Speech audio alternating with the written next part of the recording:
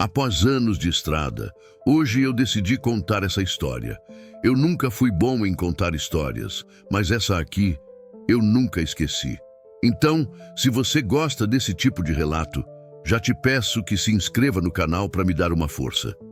A madrugada chegava pesada sobre a BR-316, no trecho que corta o interior do Maranhão, como uma cicatriz no meio do nada. Eram 4:30 da manhã. E o céu começava a chorar uma chuva fina, dessas que parecem não ter fim e que fazem a gente pensar demais na vida. A neblina subia do asfalto quente, criando fantasmas na estrada que só eu via. Meu nome é José Almeida, mas todo mundo me chama de Zé da Estrada. 53 anos de idade, 28 deles grudado no volante deste Scania vermelho que é minha casa, meu escritório e minha prisão. Cabelo grisalho, barba por fazer há 3 dias, mãos calejadas que conhecem cada marcha, cada ronco do motor, como se fosse uma extensão do meu próprio corpo. Nasci em Caxias, interior do Maranhão mesmo, filho de um pequeno agricultor que plantava mandioca e criava algumas cabeças de gado. Meu pai morreu quando eu tinha 17 anos, deixando dívidas e uma terra seca que não dava mais nada. Foi quando conheci meu primeiro caminhão, um Ford velho que o dono de uma transportadora me deixou dirigir em troca de casa e comida. Desde então, a estrada virou minha vida. Conheci cada quilômetro desta BR-316, cada curva perigosa, cada posto de gasolina, cada cidade pequena onde os caminhoneiros param para descansar. São Luís, Imperatriz, Açailândia, Codo, Bacabal, nomes que se repetem na minha cabeça como uma reza. Mas não era sempre assim. Essa solidão que me acompanha como uma sombra. Teve uma época em que eu tinha para onde voltar. Carla. Só de pensar no nome dela, meu peito aperta. Ela era enfermeira no hospital de Imperatriz, uma mulher pequena, mas forte, que ria alto e sabia fazer o melhor baião de 2 do mundo. Nos conhecemos num acidente de estrada há 15 anos. Eu tinha capotado o caminhão numa curva molhada, nada grave, mas ela estava de plantão quando me levaram para o hospital. "Você tá bem, caminhoneiro?" Foi a primeira coisa que ela me disse, com aqueles olhos castanhos que pareciam ver direto na alma da gente. 2 meses depois, a gente se casou.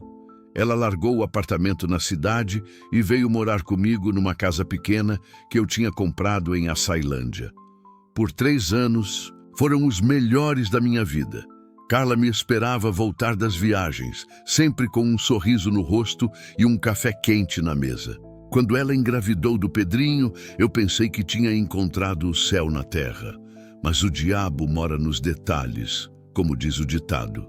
Eu comecei a beber. Primeiro era só uma cachaça, após as viagens longas, para relaxar. Depois virou rotina. Depois virou vício. Depois virou desgraça. Lembro do dia em que Carla pegou o Pedrinho no colo e me disse: "Escolhe, Zé, ou a bebida ou a gente." Eu escolhi a bebida. Que Deus me perdoe, mas escolhi a bebida. Ela partiu numa manhã de outubro, levando o menino que então tinha 5 anos. Pedrinho chorava na janela do ônibus, acenando para mim. Eu fiquei parado na rodoviária, bêbado ainda da noite anterior, vendo o amor da minha vida ir embora, e para sempre. Isso foi há 12 anos. Desde então é só eu, a estrada e o terço antigo que balança no meu retrovisor. O único presente que restou da Carla, o único pedaço dela que eu ainda tenho. Naquela madrugada chuvosa, eu vinha de uma entrega em Imperatriz, 30 toneladas de soja no baú, destino São Luís. Viagem de rotina, dessas que eu faço dormindo. Mas algo estava diferente. Talvez fosse a chuva, ou a neblina, ou o jeito que o terço balançava no espelho. Eu estava inquieto, mexendo no rádio, procurando alguma música que aliviasse o peso no peito. Foi quando encontrei uma estação tocando uma música da Chitãozinho e Chororó, Se Deus Me Ouvisse. A letra falava de arrependimento, de segundas chances, de um homem que pedia para voltar no tempo e consertar os erros. Eu aumentei o volume e cantei junto, a voz embargada misturada com o barulho da chuva no para-brisa. Se Deus me ouvisse, eu voltaria no tempo para consertar os erros que eu cometi. A música terminou e eu desliguei o rádio. O silêncio voltou, pesado como uma lápide. Só o ronco constante do motor, o barulho dos pneus no asfalto molhado e o tic-tac do limpador de para-brisa marcando os segundos da minha solidão. Era nesse momento, quando eu menos esperava, que a vida ia me dar uma segunda chance. Mas eu ainda não sabia disso. Foram os faróis que eu vi primeiro. 2 pontos de luz cortando a neblina, vindo na direção contrária, muito rápido para aquela estrada molhada. Mas não era isso que me preocupava. Todo caminhoneiro conhece os sinais da estrada, e aqueles faróis tinham algo de errado. Balançavam demais, como se o carro estivesse desgovernado, ou como se quem dirigia não se importasse com a própria vida. Diminuí a velocidade, acendi as luzes de emergência e me preparei para desviar. Foi então que vi. Uma mulher corria na beira da estrada, descalça, segurando uma criança no colo. Mesmo de longe, mesmo com a chuva e a neblina, dava para ver o desespero no jeito que ela se movia. Corria tropeçando, olhando para trás, como um animal perseguido. Meu coração disparou. Pisei no freio com força, sentindo o caminhão derrapar. Levemente no asfalto molhado, o Scania gemeu, as travas de ar sibilaram e eu consegui parar a uns 50 metros dela. Saltei da cabine, a chuva batendo no meu rosto como pequenos pregos gelados. A mulher me viu e correu na minha direção, gritando palavras que eu não conseguia entender por causa do vento e da chuva. "Socorro! Pelo amor de Deus, me ajuda!" Agora eu podia vê-la direito. Era jovem, uns 30 anos, magra demais, com cabelos castanhos grudados no rosto molhado. A roupa estava rasgada, uma blusa social que devia ter sido branca, mas agora estava suja de lama e sangue. Tinha arranhões no rosto e nos braços, e seus olhos... Deus do céu! Os olhos dela eram de puro terror. No colo, um menino de uns 5 anos, talvez 6, estava envolto apenas numa camiseta fina, tremendo de frio ou febre. Eu não sabia. O rostinho estava pálido, os lábios roxos, e ele tossia de um jeito que me partia o coração. "Calma, moça, calma. O que aconteceu?" Perguntei, tentando gritar, mais alto que o barulho da chuva. "Ele está vindo! Ele vai nos matar!" Ela gritou, olhando para trás, para os faróis, que agora eu podia ver se aproximando rápido. Muito rápido. "Quem? Quem está vindo?" "Meu ex-marido, Rogério. Ele descobriu onde eu estava escondida com meu filho. Disse que ia pegar o que era dele." O som da buzina cortou o ar como um grito de raiva. Era um som contínuo, desesperado, cheio de ódio. O carro estava a menos de 200 metros e vinha acelerando. "Ele tem uma arma", ela sussurrou, e foi quando eu vi o mesmo desespero nos olhos do menino que eu tinha visto nos olhos do meu Pedrinho naquela manhã na rodoviária. Não pensei, não hesitei. Peguei a mulher e o menino no braço e corri para o caminhão.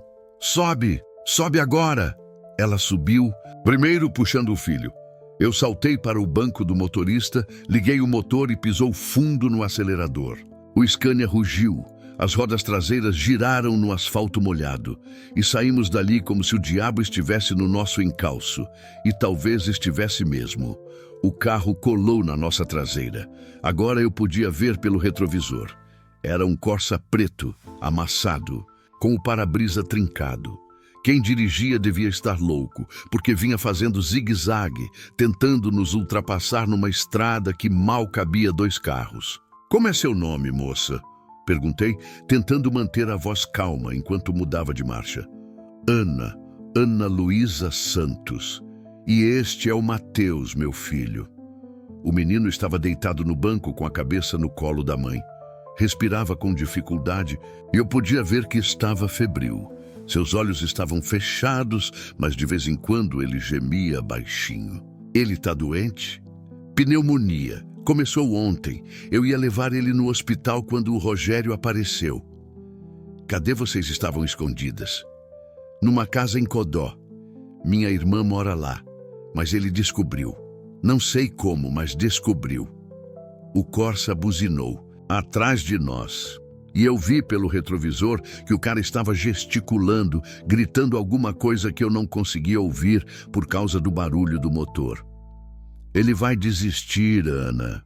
Ninguém é louco de perseguir um caminhão nessa chuva. Você não conhece o Rogério, ela disse e a voz dela tremeu. Ele não desiste nunca. Já me quebrou 2 costelas, um braço e me deixou internada 2 vezes. Disse que se eu fugisse de novo, ele ia me matar e ia matar o Matheus também. Foi quando ouvi o primeiro tiro. Um estouro seco, seguido do barulho de vidro quebrando. O tiro tinha acertado o vidro traseiro da cabine. Ana gritou e se jogou no chão, cobrindo o filho com o corpo. "Abaixa!" gritei. "Fica no chão!" Acelerei mais, mas o caminhão pesado não conseguia ganhar muita velocidade na subida que vinha pela frente. Conhecia aquela parte da estrada. Tinha uma curva fechada no alto e depois uma descida íngreme. Se eu errasse a mão, o caminhão tombaria. Mas era a nossa única chance. Outro tiro. Desta vez acertou o espelho lateral esquerdo, que explodiu em 1000 pedaços.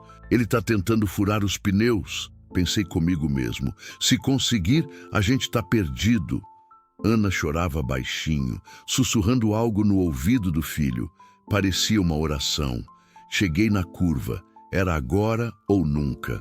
A subida estava ficando mais íngreme e eu sentia o motor do Scania protestando contra o peso da carga e a velocidade. 30 toneladas de soja não são brincadeira numa hora dessas. Pelas marchas reduzidas, tentando manter o controle, mas sabendo que se diminuísse muito a velocidade, o Corsa ia conseguir nos ultrapassar. E aí seria o fim. "Ana, escuta aqui", falei, sem tirar os olhos da estrada. "Conhece aquela curva? Ali na frente?" Ela levantou a cabeça apenas o suficiente para ver onde eu apontava. "Conheço. É onde acontecem os acidentes." "Pois é. Eu vou ter que fazer uma manobra arriscada. Quero que você segure firme no Matheus e se prepare para o impacto." "Que impacto? Você vai bater o caminhão?" "Não, se Deus quiser, mas pode ser que sim." O Corsa estava cada vez mais perto. Podia ver o rosto do homem pelo retrovisor lateral direito. Era um sujeito de uns 40 anos, careca, com uma cicatriz no rosto. Seus olhos tinham uma expressão que eu já tinha visto antes, em alguns motoristas que encontrava nas estradas. Era a expressão de quem perdeu a razão, de quem não tinha mais nada a perder. "Rogério?" perguntei. "É ele", Ana sussurrou. Mais um tiro. Desta vez passou raspando na lateral do caminhão, deixando um risco na pintura. Chegamos na curva. Eu conhecia aquela parte da estrada como a palma da minha mão.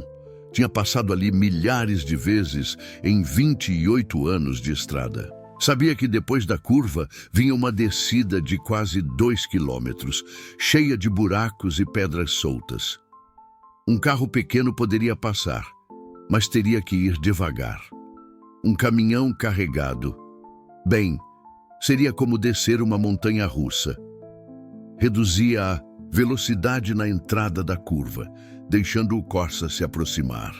Rogério deve ter pensado que eu estava desistindo, porque acelerou ainda mais. No último segundo, quando ele estava quase do nosso lado, pisei fundo no acelerador. O Scania respondeu, como um animal ferido. O motor rugiu. As rodas traseiras derraparam no asfalto molhado, mas conseguimos entrar na curva. Senti o caminhão inclinar para o lado, as rodas do lado direito quase saindo do chão. Ana gritou. Matheus acordou e começou a chorar. "Segura!" gritei. Por um momento pensei que íamos tombar. O caminhão balançou como um navio em tempestade. A carga se moveu no baú e eu tive que usar toda a minha experiência para manter o controle. Mas conseguimos. O Corsa não teve a mesma sorte. Ouvi o barulho de freios cantando, depois o som de metal amassando. Olhei pelo retrovisor e vi o carro rodando na pista, batendo na mureta de proteção, capotando 2 vezes antes de parar de cabeça para baixo no acostamento. O silêncio que se seguiu foi ensurdecedor. Só o barulho da chuva no para-brisa e o ronco baixo do motor. Conseguimos, sussurrei, as mãos tremendo no volante. Ana levantou a cabeça devagar, ainda segurando Mateus no colo. Ele morreu? Não sei, mas agora vocês estão seguros. Mateus começou a chorar mais alto. Estava queimando de febre, e quando Ana encostou a mão na testa dele, fez uma careta de preocupação. Ele precisa de um médico. Urgente. Olhei no retrovisor mais uma vez. O Corsa estava parado, as rodas para cima, mas não dava para ver se havia movimento lá dentro. Uma parte de mim queria voltar para ajudar, mesmo sabendo que o homem tinha tentado nos matar. Mas Mateus precisava de ajuda e eu não podia arriscar a vida de uma criança inocente. Sei de um lugar, falei. Uma igreja abandonada a uns 20 quilômetros daqui, na estrada para Vargem Grande. Podemos passar a noite lá e esperar o dia clarear. De manhã, a gente leva o menino para o hospital. E se ele não morreu? E se ele vem atrás da gente? Então a gente vai ter que lidar com isso quando acontecer. Mas agora o importante é cuidar do seu filho. Ana olhou para mim com uma expressão que eu não sabia interpretar. Havia gratidão ali, mas também medo e algo mais que eu não conseguia identificar. Por que você está fazendo isso? Você nem me conhece. A pergunta me pegou de surpresa. Por que mesmo eu estava fazendo aquilo? Podia ter parado, chamado a polícia, deixado que eles resolvessem, mas quando vi aquela mulher correndo com a criança no colo, algo dentro de mim se moveu. Algo que estava adormecido há muito tempo. Não sei, respondi sendo honesto. Talvez porque você me lembre de alguém que eu conheci uma vez. Ela não perguntou mais nada. Mateus parou de chorar e voltou a dormir, respirando com dificuldade. Ana ficou sussurrando uma música de ninar no ouvido dele, a mesma que Carla cantava para o Pedrinho quando ele estava doente. Seguimos pela estrada secundária que levava à igreja abandonada. As luzes do caminhão cortando a escuridão, como 2 faróis de esperança, no meio da noite mais escura das nossas vidas. A igreja apareceu no meio da neblina como um fantasma de pedra. Era uma construção antiga, talvez dos anos 50, com paredes de tijolo aparente e um telhado de telha colonial que tinha visto dias melhores. Metade das telhas estava quebrada e dava para ver que a chuva entrava por vários buracos, mas seria nosso refúgio até o amanhecer. Estacionei o Scania atrás da igreja, escondido da estrada principal. Desliguei o motor e o silêncio que se seguiu foi quase absoluto. Só a chuva batendo no telhado e a respiração ofegante de Mateus. Vamos descer, falei baixinho. Vou ver se consigo abrir a porta. Ana desceu primeiro, carregando o filho no colo. O menino estava pesado de febre, a cabeça pendendo para o lado como uma boneca de pano. Ela tropeçou ao pisar no chão irregular e eu a segurei pelo braço. Cuidado, o terreno está escorregadio. Fui até a porta da igreja e empurrei. Estava trancada, mas a madeira estava podre de umidade. Uma empurrada mais forte e a porta cedeu, abrindo com um rangido que ecoou pelo interior vazio. Acendi a lanterna do celular e entrei primeiro. O lugar estava em ruínas, mas ainda tinha bancos, de madeira, alguns quebrados, outros apenas empoeirados. O altar estava coberto por uma lona verde e havia velas antigas espalhadas pelo chão. Não era um palácio, mas estava seco. Pode entrar, falei para Ana. Não é muito, mas vai servir. Ela entrou devagar, olhando ao redor com olhos arregalados. Há quanto tempo ninguém vem aqui? Uns 10 anos, pelo menos. Padre Antônio costumava celebrar missa aqui nos domingos, mas ele morreu e nunca mandaram outro padre para cá. Ajudei Ana a se sentar num dos bancos da frente. Mateus estava semi-inconsciente, a respiração rápida e superficial. Quando encostei a mão na testa dele, assustei com o calor. Ele está queimando de febre. Eu sei, começou ontem de manhã. Tosse, febre, dificuldade para respirar. Eu ia levar ele no hospital quando o Rogério apareceu. Fui até o caminhão e trouxe minha mochila de viagem. Sempre carrego alguns remédios básicos para emergências na estrada. Encontrei um frasco de dipirona e um de amoxicilina que tinha sobrado de uma pneumonia que eu mesmo tive no ano passado. Isso aqui vai ajudar com a febre, falei, mostrando os comprimidos. Mãe, este é antibiótico. Pode dar para ele? Ana olhou os remédios com desconfiança. Você tem certeza? Minha esposa era enfermeira. Ela sempre dizia que dipirona é a primeira coisa que se dá para criança com febre alta. Ela pegou os remédios, quebrou os comprimidos ao meio e deu para o filho com um pouco de água que eu tinha na garrafa. Mateus fez careta, mas engoliu. Agora é esperar a febre baixar. Ana se encostou na parede da igreja, puxando o filho para mais perto. Eu me sentei no banco ao lado, sem saber o que dizer. Fazia muito tempo que eu não conversava com uma mulher, e muito mais tempo ainda que eu não me importava com o bem-estar de uma criança. Obrigada, ela disse baixinho, pelo que você fez na estrada, pela ajuda, por tudo. Não precisa agradecer. Preciso sim. Você salvou nossas vidas. Nem sei seu nome. José Almeida, mas todo mundo me chama de Zé da Estrada. Zé da Estrada. Ela repetiu o nome como se estivesse testando o sabor. Faz tempo que você é caminhoneiro? 28 anos, desde os 25. Tem família? A pergunta me acertou como um soco no estômago. Fiquei calado por um momento, ouvindo a chuva no telhado. Tive uma esposa e um filho, mas eu estraguei tudo. Ela me olhou com curiosidade, mas não insistiu. Ana parecia ser do tipo de pessoa que respeitava a dor dos outros. E você? Perguntei. Como foi que acabou casada com um homem desses? Ana suspirou, passando a mão no cabelo molhado. Conheci o Rogério há 8 anos. Ele era diferente no começo. Gentil, carinhoso, trabalhava numa oficina, ganhava bem. Mas depois que a gente se casou, ele começou a mudar. Primeiro foi o ciúme, depois a bebida, depois as agressões. Por que não saiu antes?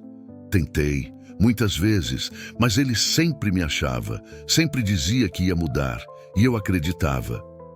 Ela olhou para o filho adormecido.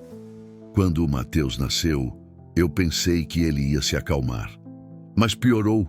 Ele começou a bater no menino também. Sentia a raiva subir pelo peito. Em criança? Mateus tinha 3 anos quando levou a primeira surra. Eu peguei o Rogério batendo nele com um cinto. Foi quando eu decidi que tinha que sair. De lá, custasse o que custasse. E sua família? Seus pais? Meus pais morreram num acidente de carro quando eu tinha 17 anos. Só tenho uma irmã, a Márcia, que mora em Codó. Foi lá que eu me escondi com o Mateus, mas ele nos achou. A chuva estava diminuindo e eu podia ouvir o som distante de um carro passando na estrada. Meu coração disparou por um momento, mas o barulho se afastou. Você acha que ele morreu no acidente? Ana perguntou. Não sei. Ele bateu feio, mas pode ter sobrevivido. E se ele não morreu? Então a gente vai ter que pensar no que fazer. Ana ficou em silêncio por um momento, balançando o filho no colo. Mateus estava dormindo mais tranquilo agora, a respiração menos ofegante. Zé, posso te perguntar uma coisa? Pode. O quê? O que aconteceu com sua família? Por que você disse que estragou tudo? Olhei para o terço que eu tinha tirado do bolso. As contas estavam gastas pelo uso e o crucifixo pequeno brilhava na luz fraca da lanterna. Bebida, falei simplesmente. Eu bebia demais. Chegava em casa bêbado, brigava com minha esposa, não dava atenção para meu filho. Um dia ela me deu um ultimato, ou a bebida ou a família. Eu escolhi a bebida. E se arrependeu? Todos os dias dos últimos 12 anos. Ana me olhou com compaixão. Não é tarde demais. Você pode procurar eles, pedir perdão. Pode ser. Mas primeiro eu preciso aprender a me perdoar. O silêncio voltou, mas desta vez era um silêncio confortável. Duas pessoas feridas pela vida, encontrando um pouco de paz no meio da tempestade. Mateus se mexeu no colo da mãe e abriu os olhos. Pela primeira vez desde que eu os tinha encontrado, ele parecia acordado e consciente. Mamãe, ele sussurrou. Onde a gente está? Numa igreja, meu amor. Estamos seguros agora. Ele olhou para mim com olhos grandes e curiosos. Quem é esse moço? Este é o Zé. Ele nos ajudou. Mateus me olhou por um momento. Depois sorriu. Era um sorriso fraco, mas verdadeiro. Oi, Zé. Oi, campeão. Como você está se sentindo? Melhor. Não estou mais tão quente. Ana encostou a mão na testa do filho. A febre baixou, graças a Deus. Foi quando ouvimos o barulho de um carro se aproximando. Devagar, como se estivesse procurando alguma coisa. Meu sangue gelou. Fica quieta, sussurrei para Ana. Pode? Ser ele.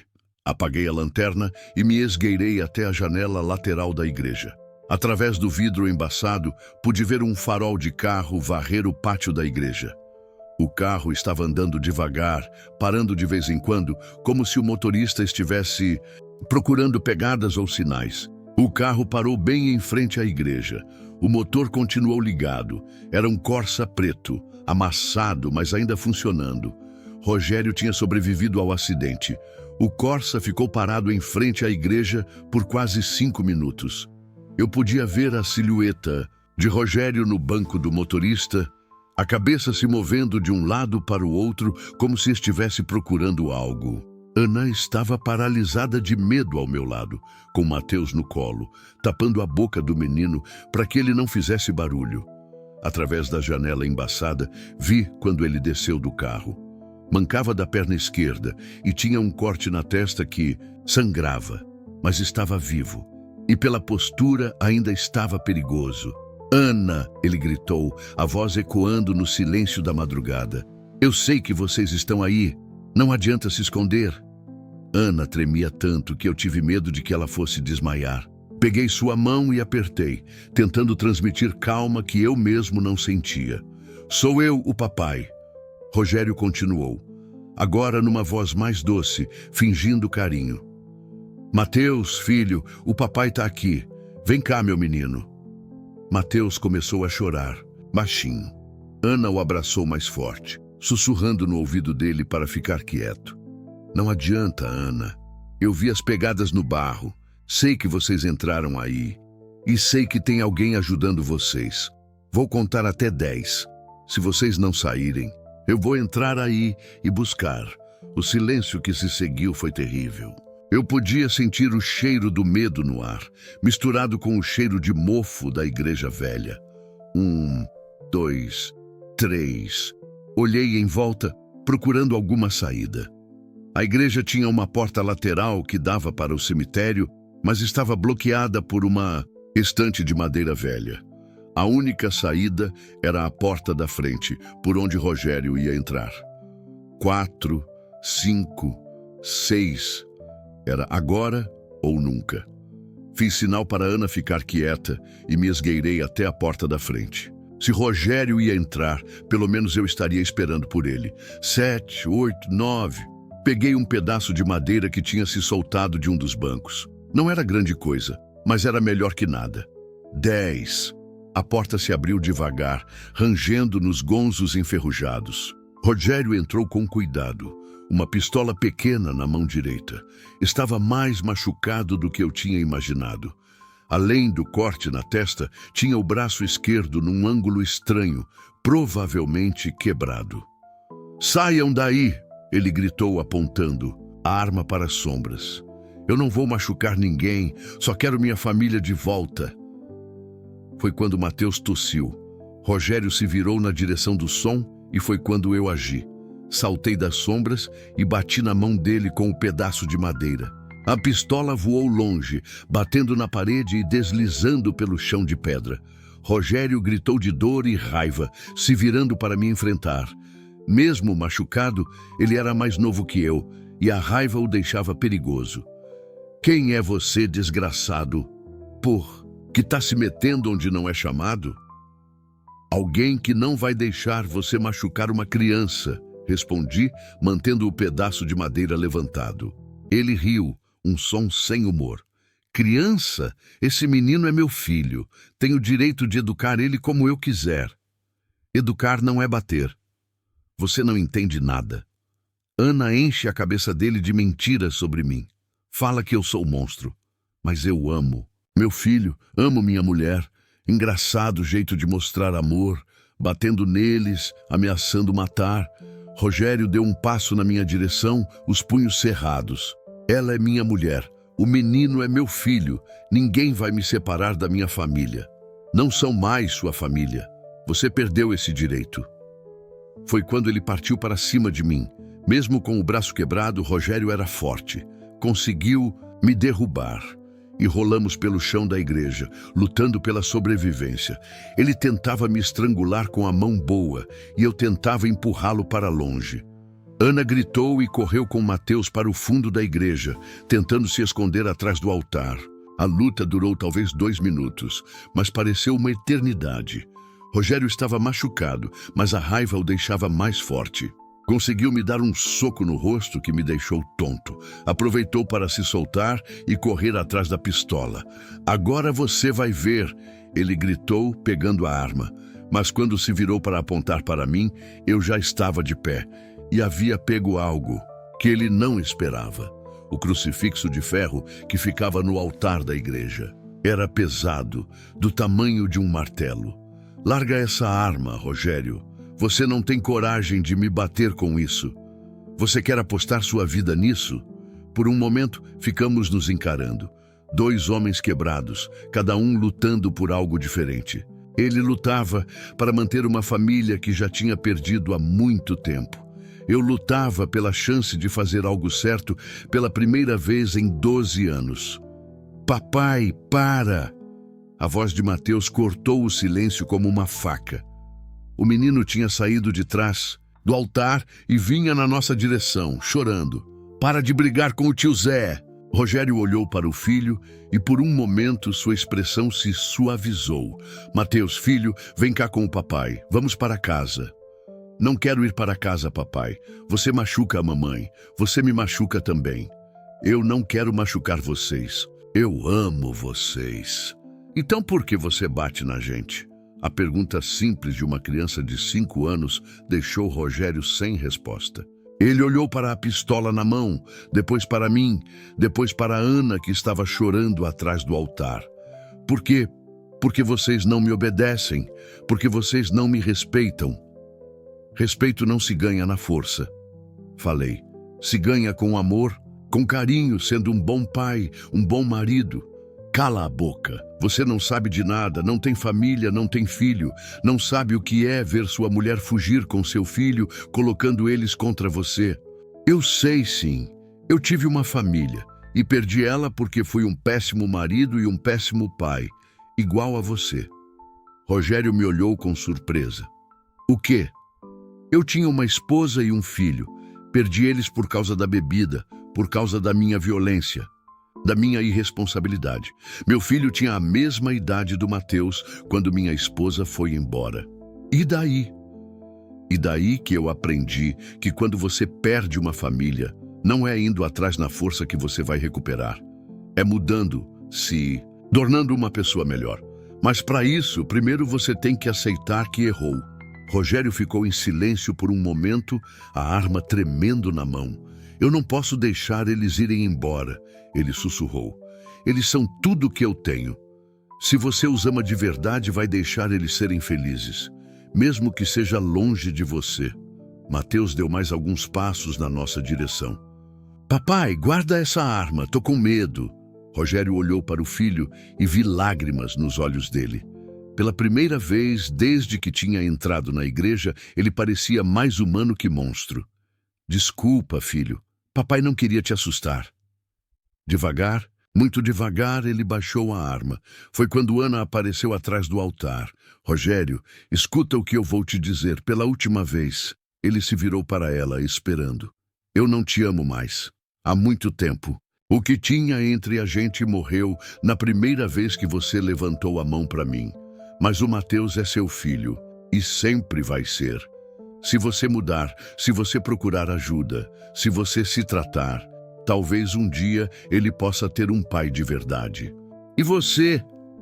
Eu nunca mais vou voltar para você, mas não vou impedir o Mateus de te ver, se você se tornar uma pessoa segura para ele estar perto.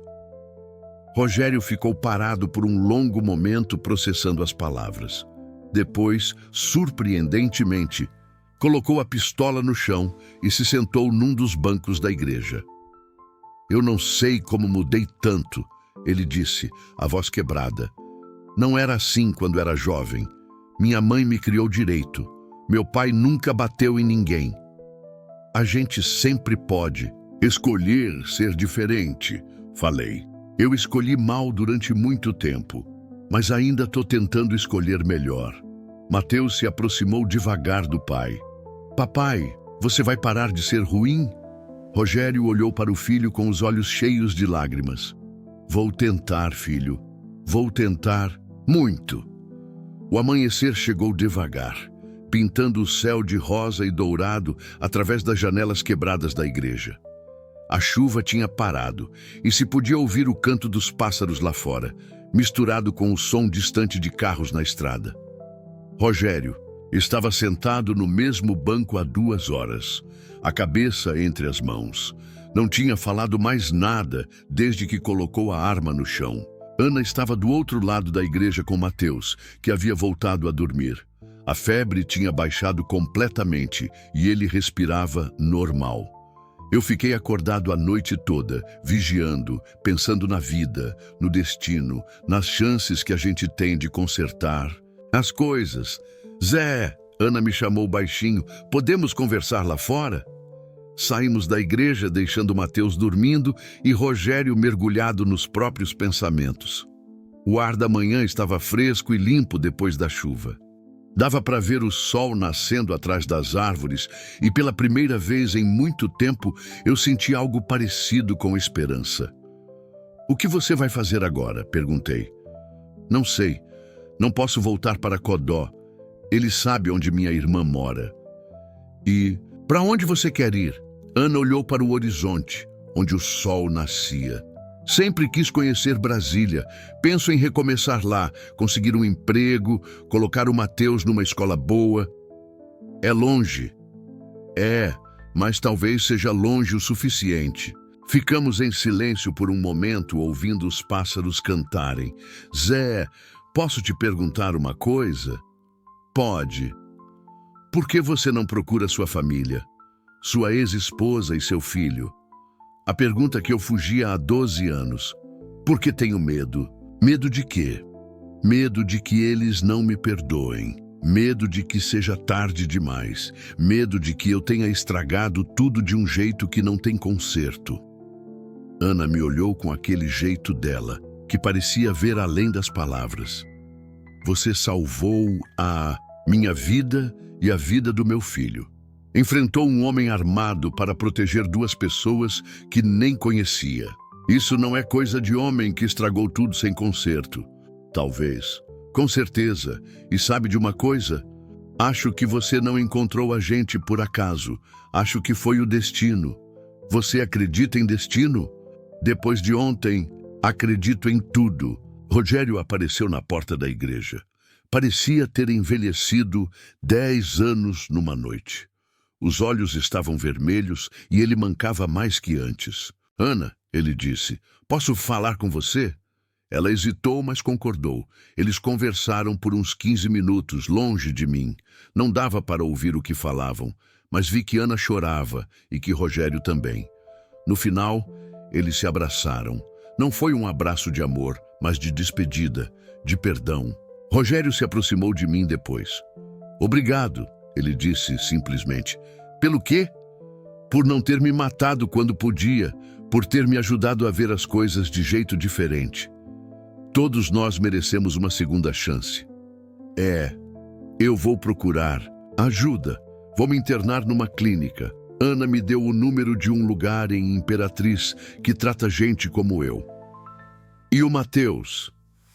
Ana disse que quando eu tiver melhor, quando tiver provado que mudei de verdade, ela deixa eu ver ele. Não como pai, eu que manda, mas como pai que ama. Rogério voltou para o carro, deu mais uma olhada na igreja onde tudo tinha mudado e foi embora. Desta vez, sem perseguir ninguém, sem violência, só um homem quebrado indo procurar consertar a própria vida. 3 horas depois, estávamos na estrada de novo. Ana e Mateus no banco do carona, eu dirigindo na direção de Brasília. O menino estava acordado e animado, brincando com um caminhãozinho de brinquedo que eu tinha na cabine. Tio Zé, você tem filho? Ele perguntou de repente. A pergunta me pegou desprevenido.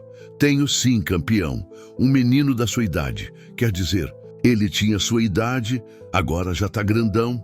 Por que você não mora com ele?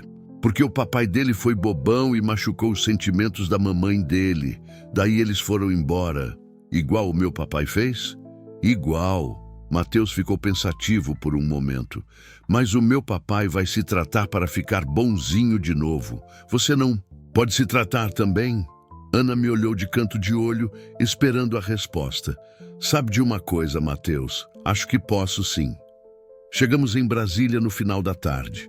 A cidade estava linda no pôr do sol, com todos aqueles prédios brancos e modernos brilhando dourado. Ana ficou impressionada com o tamanho de tudo, com a organização, com as oportunidades que pareciam existir em cada esquina. Ajudei ela a se instalar numa pensão perto da rodoviária, paguei uma semana adiantada, deixei um dinheiro para ela se manter até conseguir emprego. Não era muito, mas era o que eu podia fazer. Não sei como vou te pagar por tudo isso, ela disse na hora da despedida. Você já me pagou. Como? Me mostrando que ainda sou capaz de fazer algo certo. Ana me abraçou forte e Mateus também. O menino estava completamente curado, correndo pelo quarto da pensão como se nunca tivesse estado doente. Tio Zé, você vai visitar a gente? Vou sim, campeão, sempre que passar por aqui. E você vai procurar seu filhinho? Olhei para a Ana, que sorriu e acenou com a cabeça. Vou procurar sim. Saí de Brasília no começo da noite, mas desta vez não estava indo para uma entrega qualquer. Estava indo para a Açailândia, onde Carla e Pedrinho tinham morado comigo há tantos anos. Tinha descoberto pelo antigo vizinho que eles ainda moravam lá, numa casa nova, do outro lado da cidade. A viagem durou a noite toda. Eu dirigia devagar, ensaiando o que ia dizer, imaginando como seria o encontro. Pedrinho agora tinha 17 anos. Seria alto como eu? Teria o sorriso da mãe? Me reconheceria? Cheguei em Açailândia na manhã seguinte. Estacionei o caminhão numa praça perto da casa onde eles moravam e fiquei lá, parado, tentando juntar coragem. Foi quando vi ele, um rapaz alto, moreno, com o meu nariz e o sorriso da Carla. Estava saindo de casa com uma mochila nas costas, provavelmente indo para a escola. Meu filho, meu Pedrinho. Desci do caminhão e comecei a andar na direção dele. O coração batia tão forte que eu tinha medo que ele pudesse ouvir. Pedro me viu se aproximando e parou. Por um momento, ficamos nos olhando. Pai e filho que não se viam há 12 anos. Pai, ele disse, a voz incerta. Oi, filho, sou eu. Não sei quem correu primeiro. Só sei que, de repente, estávamos nos abraçando no meio da rua, chorando como duas crianças perdidas que finalmente se encontraram. Eu senti tanto sua falta. Ele sussurrou no meu ouvido. Eu também, filho, todos os dias. Carla apareceu na porta de casa, atraída pelo barulho. Quando me viu, suas expressões passaram pela surpresa, pela raiva, pela dor e, finalmente, pela compaixão. José. Oi, Carla. Ela se aproximou devagar, os olhos marejados. Estava mais velha, Tinha algumas rugas ao redor dos olhos, mas continuava. A mulher mais bonita que eu já tinha visto. Você parou de beber? Há 6 anos. Não toco numa gota há 6 anos. E o que você quer? Pedir perdão. E se vocês deixarem, tentar ser o pai e o marido que eu deveria ter sido desde o começo. Carla olhou para Pedro, que estava segurando minha mão como se tivesse medo que eu fosse embora de novo. Vai demorar, ela disse, para confiar de novo, para acreditar que você mudou de verdade. Eu sei, e vou esperar o tempo que for preciso. E a estrada? Você vai largar a profissão? Olhei para o Scania vermelho estacionado na praça. Minha casa, minha vida, minha prisão durante tantos anos. A estrada sempre vai estar lá, mas vocês são mais importantes. Pedro me abraçou de novo. Pai, você pode ficar para o almoço? A mãe faz o melhor baião de 2 do mundo. Sorri, lembrando do gosto daquela comida que não provava há 12 anos. Posso sim, filho, se sua mãe deixar. Carla nos olhou por um longo momento, depois sorriu. O mesmo sorriso que me fez se apaixonar 15 anos atrás. Vem, mas você vai ter que me ajudar na cozinha. Quero ver se você aprendeu alguma coisa nesse tempo todo na estrada. Entramos os 3 na casa, e quando a porta se fechou atrás de nós, eu soube que minha vida tinha mudado para sempre. Não seria fácil reconstruir o que eu havia destruído. Levaria tempo, paciência, muito trabalho. Mas pela primeira vez em 12 anos, eu tinha esperança. E tudo havia começado numa madrugada chuvosa, com uma mulher desesperada, correndo na estrada com uma criança no colo. Ana tinha razão. Não tinha sido coincidência. Tinha sido o destino me dando uma última chance de fazer algo certo. O terço ainda balançava no retrovisor do Scania, mas agora ele não era mais símbolo de perda, era símbolo de fé. Fé de que nunca é tarde demais para recomeçar. Fé de que todos nós merecemos uma segunda chance. Fé de que o amor sempre encontra um jeito de voltar para casa. 3 meses depois, recebi uma carta de Ana. Ela tinha conseguido um emprego numa clínica em Brasília. E Mateus estava numa escola boa. Rogério estava se tratando e havia mandado uma carta para o filho pedindo perdão. Ela terminava dizendo: obrigada por nos mostrar que ainda existem pessoas boas no mundo. Eu guardei a carta na carteira, junto com uma foto nova de Pedro no uniforme da escola. Às vezes pego ela para ler quando estou na estrada, nas poucas viagens que ainda faço, porque agora eu só viajo quando é absolutamente necessário. O resto do tempo fico em casa, ajudando Carla no hospital onde ela voltou a trabalhar, levando Pedro na escola, aprendendo a ser pai de novo. A estrada continua lá, cortando o Brasil de norte a sul, levando caminhoneiros solitários para seus destinos. Mas eu aprendi que o destino mais importante não está no final da estrada, está no lugar que a gente chama de lar. E depois de 12 anos perdido, eu finalmente encontrei o meu caminho de volta para casa. Hoje, 5 anos depois daquela noite que mudou tudo, eu dirijo muito pouco. Quando pego a estrada, é sempre com Pedro ao meu lado, ensinando a ele os segredos da profissão que foi minha vida durante tantos anos. Ele vai fazer 18 anos no mês que vem e quer cursar engenharia, mas gosta de ouvir as histórias da estrada, principalmente aquela sobre a noite em que conheci Ana e Mateus. Pai, ele me pergunta às vezes, você acha que foi coincidência encontrar eles naquela madrugada? E eu sempre respondo a mesma coisa. Filho, não existem coincidências. Existem oportunidades que Deus coloca no nosso caminho para a gente escolher quem quer ser. Porque é isso que aprendi naquela igreja abandonada no interior do Maranhão. A vida não é sobre os erros que cometemos. É sobre o que fazemos depois de cometer esses erros. É sobre ter coragem de admitir quando estamos errados, de pedir perdão quando machucamos alguém, de ajudar quando encontramos alguém em situação pior que a nossa. Ana me manda carta todo mês, Mateus está com 10 anos agora, é um dos melhores alunos da escola em Brasília e quer ser médico quando crescer. Para ajudar outras crianças que ficam doentes como eu, fiquei, ele escreveu na última carta que mandou. Ela conseguiu um emprego fixo como auxiliar de enfermagem e está estudando para se formar enfermeira. Igual a sua Carla, ela sempre fala: quero ajudar as pessoas como ela me ajudou através de você. Rogério se internou numa clínica em Imperatriz e ficou lá 8 meses. Quando saiu, começou a frequentar um grupo de apoio para homens agressivos e parou completamente de beber. Ana me contou que ele escreve para Mateus toda semana e já fez 3 visitas supervisionadas. Ele mudou de verdade, ela disse na última carta. Ainda não sei se um dia vou perdoar completamente, mas pelo menos Mateus pode ter um pai. E sabe o que isso me ensina? Que nunca é tarde demais para mudar. Que nunca é tarde demais para escolher ser uma pessoa melhor.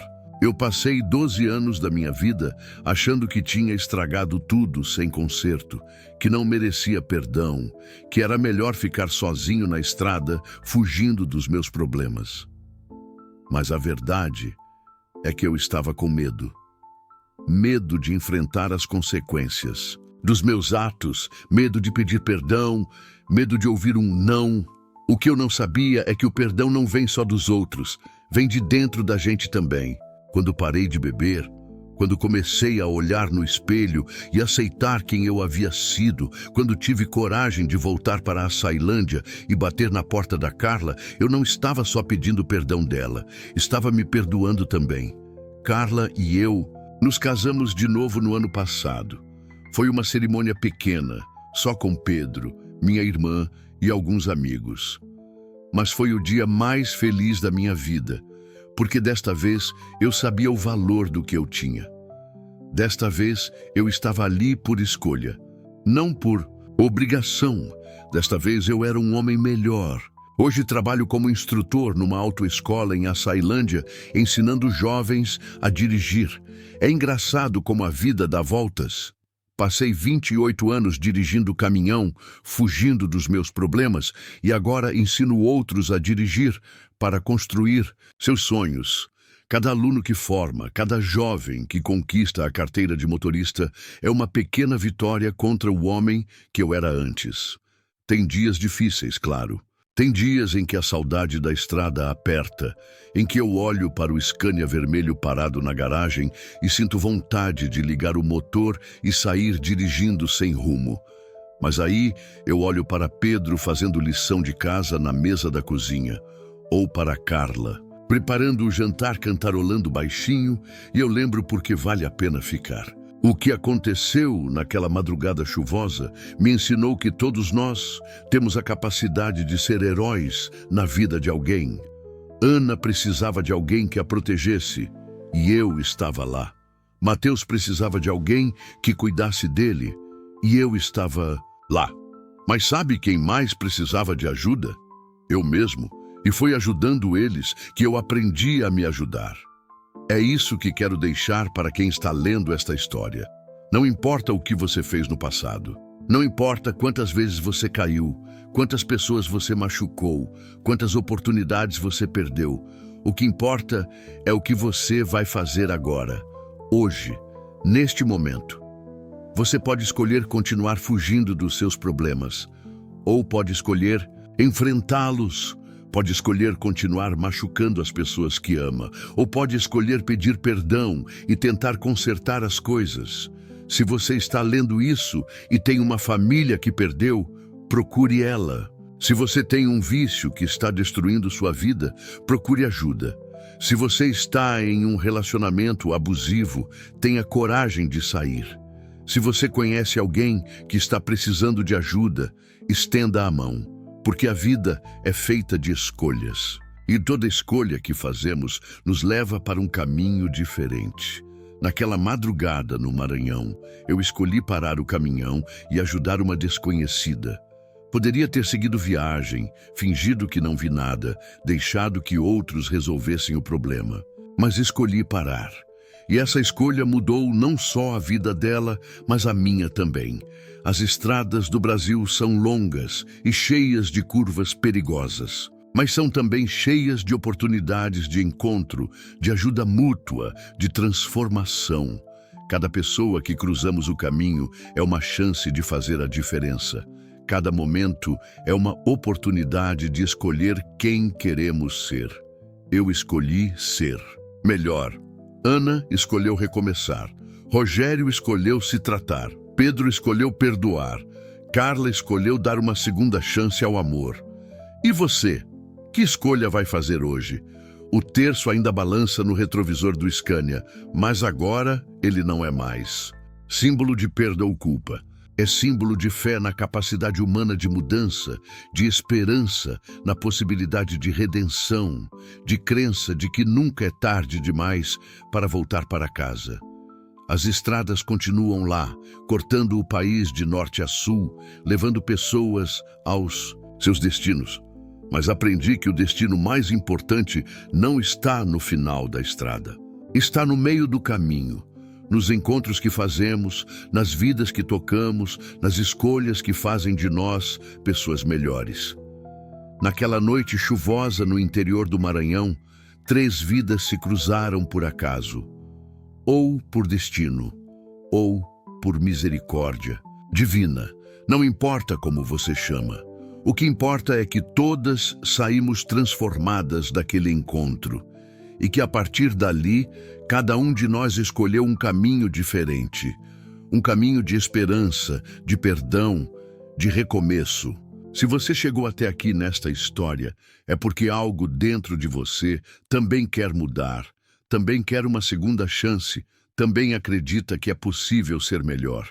E eu estou aqui para te dizer, é possível sim, é possível recomeçar. É possível mudar, é possível voltar para casa. Basta ter coragem de fazer a primeira escolha certa. O resto, a vida se encarrega de ensinar.